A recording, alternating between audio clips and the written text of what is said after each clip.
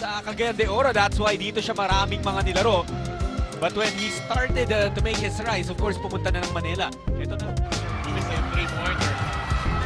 And Junmar Fajardo, the 5-time MVP, saying, hindi kayo makashoot. Ako na nga. The separation. Fajardo! Pasa! Hindi. Actually short. And JMF, right place, right time, gets the bucket and a foul. And Junmar Fajardo, kanina pa rin ang first grade MVP. Kaibigan natin si George Gallet. Nagkikwentuhan kami.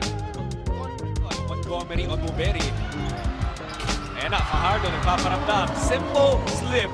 Mula dun sa pick na gusto niya sana. He plays 32 minutes, the most for a local. Hoy! Muntik iluwain siya ni Junmar, pero naipasok. Rewards Coach Tuloy with almost 11 points. The most for a local also. The most rebounds also. 6 team. As that was a beautiful setup mula kay Ross. Finally, Fajardo gets something easy. Stan Hardinger, hindi po pumunta dito sa Cagayan. low turnovers para sa Rain or Shine against the Beermen.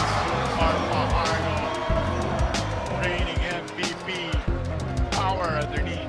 Fajardo coming off of his best game in the Commissioner's Cup. The performance sa kanya leaves him with the crossover. The block from Fajardo. Humihingi ng foul si Coach Calon.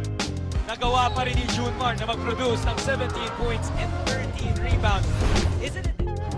Single coverage so far.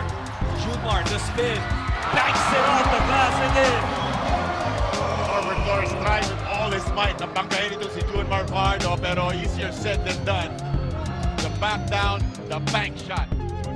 Junmar puts it up, gets the offensive rebound. Fajardo with the putback. Has to be a double team. Here's McCullough. Iwan kay Fajardo. Junmar with the throwdown.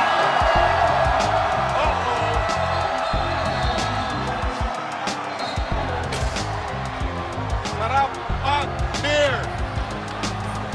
Remember earlier when we were saying that Rain or Shine was able to limit Belga for the win. Oh! And San Miguel will escape with the win. In Cagayan de Oro City, ibang klaseng